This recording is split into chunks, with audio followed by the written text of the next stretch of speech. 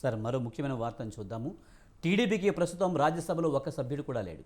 అయితే త్వరలో ఈ పరిస్థితి మారే పరిస్థితి కనిపిస్తుంది. ఏపీ నుంచి రాజ్యసభకి మొత్తం 11 మంది ఎంపీలు ఉన్నారు. 2019లో అసెంబ్లీలో భారీ మెజారిటీ వల్ల వీరందరూ వైసీపీ నుంచి ఎన్నికయ్యారు. ఫలితంగా వైసీపీ రాజ్యసభలో 4వ అతిపెద్ద పార్టీగా మారింది. అయితే ఇప్పుడు పరిస్థితి రివర్స్ అయ్యే సూచనలు కనిపిస్తున్నాయి. ఇద్దరు సభ్యులు మోపిదేవి వెంకటరమణ, బేదా మస్తాన్ రావు వైసీపీకి ఎంపీ పదవికి రిజైన్ చేశారు. వీరు ఇరువురు టీడీపీలో చేరబోతున్నారు. టీడీపీకి ప్రస్తుతం ఉన్న బలం వల్ల ఈ 2 సీట్లు టీడీపీ గెలుచుకోగలదు. అంటే టీడీపీ రాజ్యసభలో ఖాతా తెరవగలదు. సార్, అయితే వైసీపీకి ఇంకా రాజ్యసభలో కూడా బలం తగ్గే అవకాశం కనిపిస్తుందా?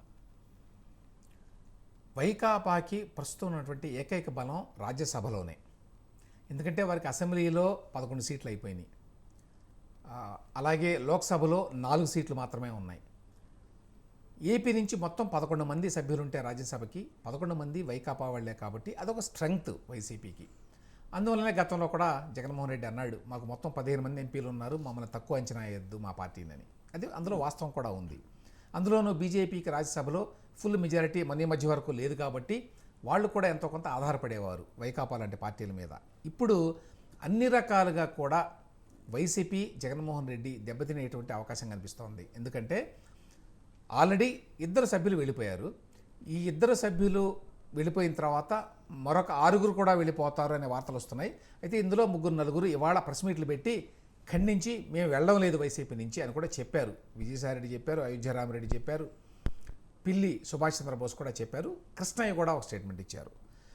అయినప్పటికీ కూడా అందరూ భావిస్తున్నది 6-8 మంది ఖచ్చితంగా వాళ్ళు వైకాపా నుంచి వైదొలుగుతారు, రిజైన్ చేస్తారు. ఏ పార్టీలో చేరతారో అనే తర్వాత. అయితే ఇప్పుడు ఇమ్మీడియట్గా 2 సభ్యులు ఎవరైతే రాజీనామా చేశారో మోపిదేవి వెంకటరమణ, బీదా మస్తాన్ రావు, వీళ్ళిద్దరూ కూడా తెలుగుదేశం పార్టీలో చేరబోతున్నారు. మోపిదేవి ఆల్రెడీ ప్రకటించారు, బీదా మస్తాన్ రావు ఇంకా ప్రకటించలేదు, కానీ ఆయన కూడా టీడీపీలోకే వెళ్తాడు అనేది సమాచారం.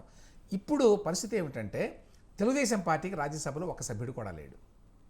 ఇది చరిత్రలో మొదటిసారి యాక్చువల్గా తెలుగుదేశం పార్టీ పెట్టిన తర్వాత. ఎందుకంటే 2019 ఎన్నికల్లో 151 సీట్లతోటి భారీ మెజారిటీతో గెలిచిన తర్వాత జగన్మోహన్ రెడ్డి అందరూ సభ్యులు కూడా ఆయన పార్టీ నుంచే వెళ్ళారు. అప్పటికి టీడీపీలో ఉన్నటువంటి సభ్యులంతా కూడా రిటైర్ అయిపోయారు, ఒకళ్ళ తర్వాత ఒకళ్ళు. లాస్ట్ కనకమేడల రవీంద్ర కుమార్ గారు ఆయన కూడా రిటైర్ అయ్యారు. కాబట్టి ఎవ్వరూ లేరు. There is no representation in Rajya Sabha for TDP. అటువంటి పరిస్థితుల్లో ఇప్పుడు ఒక గోల్డెన్ ఆపర్చునిటీ వచ్చింది. అదేమిటంటే మోపిదేవి వెంకటరమణ, బీదా మస్తాన్ రావు ఇద్దరూ రిజైన్ చేశారు. ఏంటి, ఎంపీ పదవికి వాళ్ళు రాజీనామా చేశారు వైకాపాతో పాటు. సో ఇప్పుడు కొత్తగా ఎన్నికలు జరుగుతాయి. ఈ కొత్తగా ఎన్నికలు జరిగితే ఈ 2 స్థానాలు కూడా టీడీపీకే వస్తాయి. సో టీడీపీకి మరి బోని మొదలవుతుంది. రాజ్యసభలో ఖాతా తెచ్చుకునే అవకాశం ఉంటుంది మొదట 2 సభ్యులతో. ఎందుకంటే వాళ్ళకి తగినంతమంది ఎమ్మెల్యేలు ఉన్నారు కాబట్టి వాళ్ళ ద్వారా ఎన్నికవుతారు. ఆ తర్వాత ఇంకా ఎవరైనా కొత్తగా రిజైన్ చేస్తే వైకాపా నుంచి ఆ స్థానాలకు కూడా టీడీపీకే వెళతాయి. అందువల్ల టీడీపీ మళ్ళీ రాజ్యసభలో పుంజుకునేటువంటి అవకాశాలు ఉన్నాయి.